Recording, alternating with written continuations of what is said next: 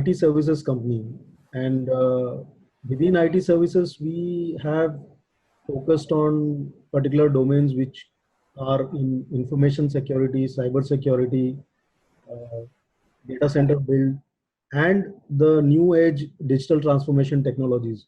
Within that also, within the larger bucket of digital transformation, we are focusing more on big data and analytics. So we are very focused around 4 or 5 key areas of IT, that is information technology, and our idea is to get deeper and better. Essentially, what we do at GSOC is basically we monitor our customers' assets 24 by 7. And in very simple terms, I can say there are tools available which basically are like monitoring some probes which have been put in your network or customers' network, which keeps which gives us data, and that data is analyzed. And there are rules written around how you analyze that data. So what those rules do is they help you get alerts. So if somebody is trying to hack or something unusual is happening in your network, so if I'll give you an example of very simple rule. You decide that any employee in your organization is allowed to enter a wrong password 3 times, because we all can forget passwords. So but it is understood that mostly within 3 attempts we should get our password right. Now if you see that there is a fourth attempt of a wrong password, then it's an alert. Now it may not be a genuine hacking attempt, but it's an alert. So there are similar such situations, multiple of them, which are monitored across the network to generate alerts, and then these alerts are examined in our SOC. So alerts are generated at the point where the data is being exchanged or at the point where the action is happening.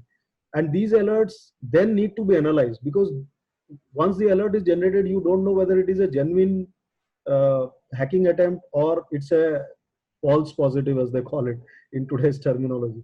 So all these alerts then go to a central location, which is our GSOC, where there are experts who are monitoring these alerts on a 24 by 7. And this monitoring is a combination of technology, high-end technology, and human intelligence, because you can't do it just through human intervention. So there is a lot of automation that we have built in, where we try to manage a lot of alerts just through the system itself, through the software. But obviously not everything can be done in software. So finally some alerts will come and show up on the screens of these analysts, who can then figure out whether it is actually something where an action needs to be taken. And then there are ways, based on the protocol decided with the customer, either we can inform the customer about some action to be taken with a proper action plan, or we can on our own take an action. So there could be customers who are looking at a 360-degree approach, where they also want us to do the remedy. So once you have found out that there is a problem, you want to ensure that a remedy is done. So that could be either customer doing on his own, taking remedial measures, or we also have contracts where we have our own people at customer's location who would take a remedial action and ensure that the organization is protected. So this is what GSOC does, and we monitor customers not just in India but outside India. We have presence in Middle East, Africa. We've just set up an operation in US.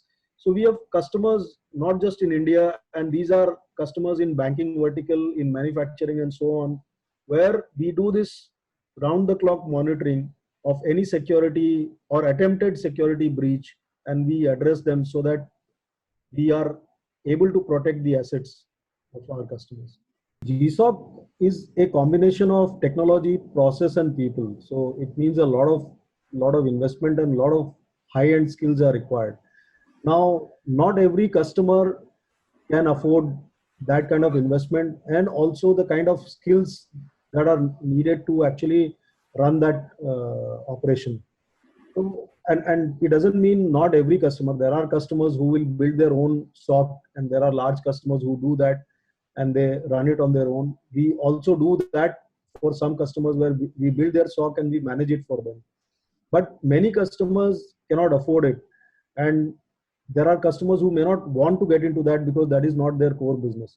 So for those customers, we offer them this ability where they can get state of art capability from us on pay per use model, and it has many advantages. First is it ensures the customer has no capex to invest into, and he can get the latest technology at his disposal without having to invest in capex.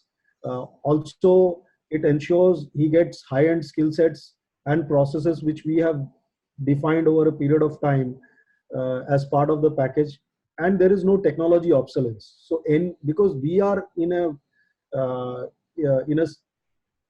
kind of a service where there is constant evolving dynamics. So the landscape is continuously changing, and the technology has to adapt very quickly to it. So there are new solutions coming up every day, and which means the customer will have to continuously update his own technology if he's building his own SOC. Whereas on the pay-per-use model, he does not have to bother about technology obsolescence. And then he has the advantage of paying as much as he uses. So if he decides, in 6 months' time or a 1 year time, if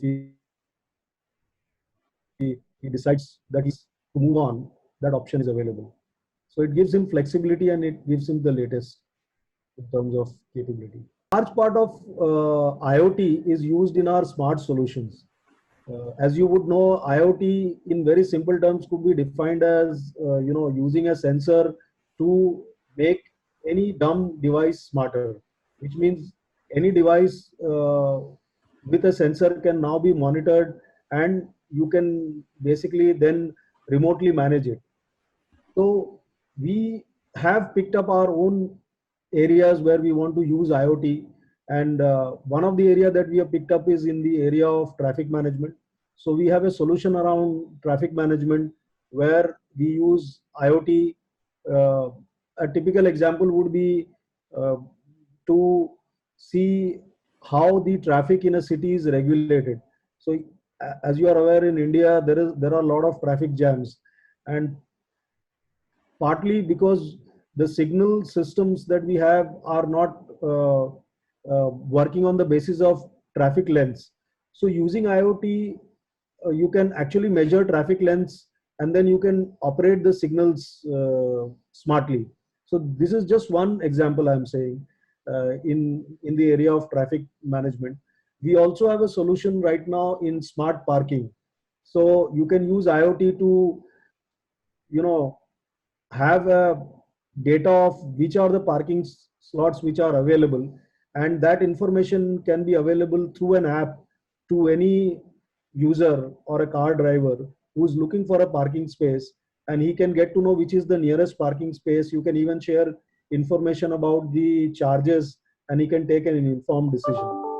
So these are few examples of how IoT is being used to provide solutions. There could be many applications, but these are some areas where we are currently focusing on, and we have solutions in those areas. And you asked about SD-WAN. So SD-WAN is another technology which basically is being used for remote connectivity or branch networking. And it's changing the traditional way of branch networking, where now you can push the software from a centralized location, and with a very minimal support at the remote end, that software can be installed and devices can be made to run. So this actually reduces the effort required, the manpower required to run and manage large networks. And definitely this is again an area where we are operating, and we have customers where we are providing these solutions. Also, manageability becomes easier because if there is a problem at a remote site, you can easily now uh, troubleshoot, and you can fix the problem from a central location, and ensuring that the downtime is minimal.